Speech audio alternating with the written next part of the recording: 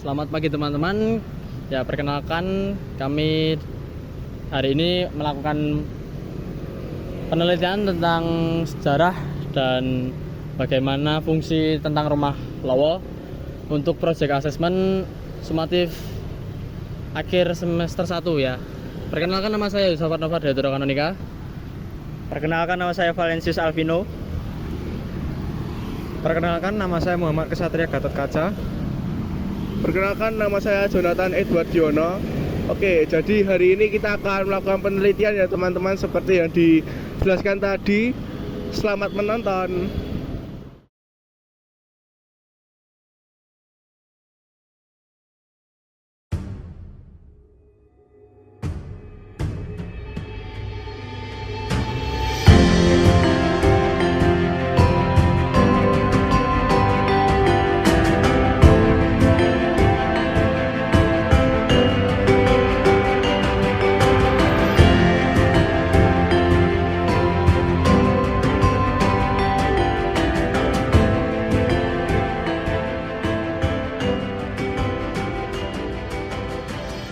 Ini berdiri dari tahun 1920 ya teman-teman. Pemiliknya bernama Bapak Sidian Ho, di mana beliau ini adalah merupakan keturunan Tionghoa yang merupakan pengusaha batik terkenal, memiliki pabrik es dan bahkan tempat percetakan ya teman-teman untuk surat kabar. Dan bangunan rumah Lowo ini berdiri di lahan seluas 3.000 meter persegi. Lalu Omah Lowo sendiri ini dibangun seluas 1.500 meter persegi. Nah, oke teman-teman. Jadi pada tahun 1920, rumah Lowo ini pada awalnya bernama Villa Liberty, yang pemiliknya itu adalah seorang pengusaha bernama Sin Jiang Ho. Nah, lalu ketika Belanda mengalami kemunduran, si SDH ini atau si Dian Wu ini dia juga mengalami kemunduran, sehingga akhirnya si Villa Liberty ini menjadi mangkrak. Lalu setelah itu menjadi sebuah gedung veteran yang kalau saya telusuri dalam website tertentu itu dia menjadi seperti barak militer. Nah, lalu setelah ditinggalkan, gedung veteran ini menjadi sebuah tempat persembunyian ketika kerusuhan yang terjadi pada tahun 1980.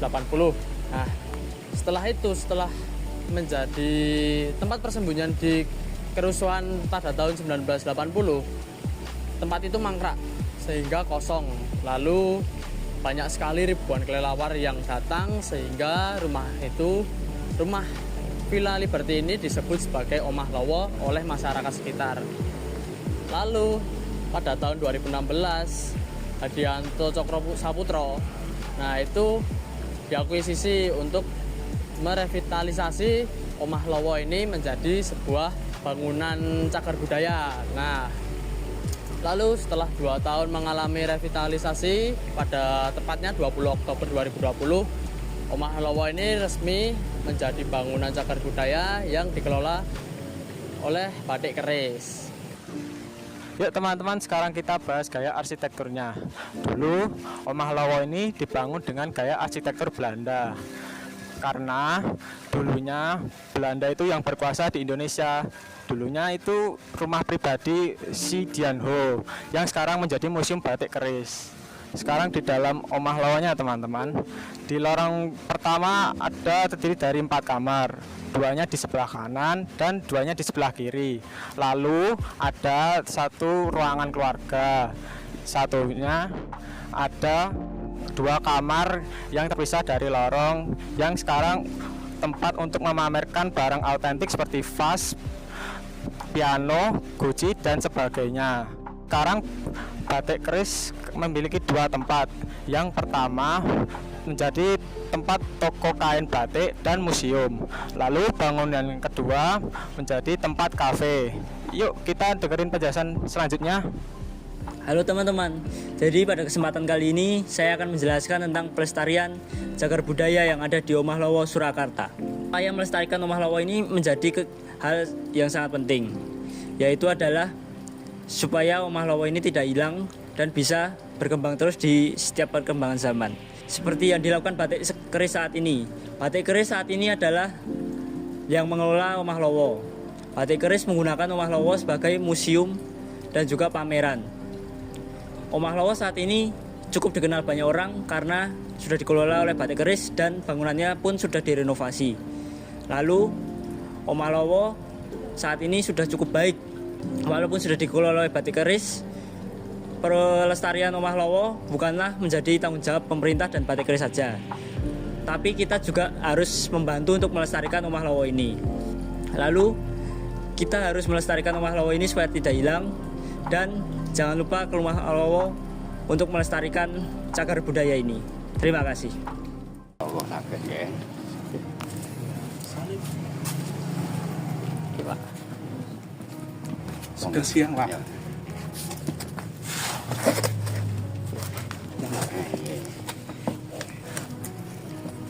Kados pundi sejaranipun tilas Omah Lowo. Mugi-mugi kula saged mareng pangertos langkung jagad. Sejarahipun nek kula sebenarnya saya itu kecil di sini tapi bangunan udah gak ada. Jadi omah itu kosong. Ada ada orang penghuninya ya, tapi saya orang-orangnya ya nggak begitu kenal. Jadi jarang keluar ke sini dulu. Karena di depan sana, dulu banyak untuk kegiatan sekitar sini olahraga apa pingpong gitu. Terus ya lihat-lihat itu. Terus ada yang penjaganya, ada penghuninya ya yang jaga itu. Jadi bersihin apa telek lowo. Telek lowo itu banyak sekali itu, jutaan itu lowonya itu. Nah, terus apa teleknya itu dikumpulin sama penjaganya itu karena ya dijual payu. Laku satu truk itu berapa juta gitu. Tapi bawanya ke Jawa Timur. Oh, Jawa Timur. Banyak sekali itu. Nah itu wong ini jalan ini bagus dulu kumuh, banyak pohon-pohon pisang gitu loh. Menika kaping kalih, Pak. Menapa fungsi Griya Lowo niki saking rumiyin dumugi sakniki, Pak? Kalau dulu nek zaman di sini ku napa jenenge? Gemeng tinggo pernah tinggo napa ngoten lho. Kaya napa nih Pak? Terus sing jelane penduduk biasa enten sing penduduk mriku Mbak. Dari dulunya itu pernah disuruh atau menempati sendiri dulu ada banyak penghuninya ya lumayan di sana tuh yang depan itu yang sebelah kiri ini kan ada bangunan tuh itu ada tiap itu jadi ada penghuninya tapi orang mana saya nggak tahu dulu pernah ada di satu RT. Terus kaping sekawan kados pundi upaya kagem ngreksa griya Omah Lowo niki supados tansah saged dipun warisaken dhateng generasi salajengipun. Nah, ini kan dengan koe ditumpat batik kerisnya dan jadi ini apa? Anunya kan penjagaannya kena rapi, pemeliharaannya lah istilahnya itu kan ada tukang sapu ya.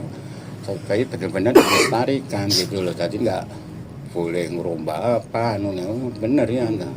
Kalau mau ya coba lihat di dalam gitu. Tapi yang bayar ya.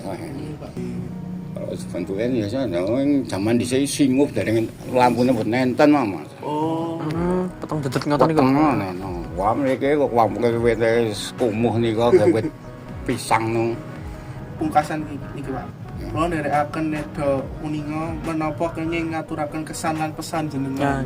Pesan dan kesan. Nah, pesan kok ya diuri-uri ini masalah budaya tinggalan zaman dulu lah. Kalau dilestarikan lah gitu. Mengantar ulang kirim. Ini Bapak sinten? Nggih niku Purwanto. Purwanto. Oke. Matur suwun. matur suwun sangat ya, Pak. Matur suwun, Pak. Ya, Pak. Ya, di sekolah.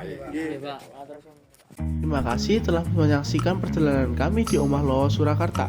Jangan lupa berkunjung ke Omah Lawa ya untuk menikmati batik keris dan museumnya.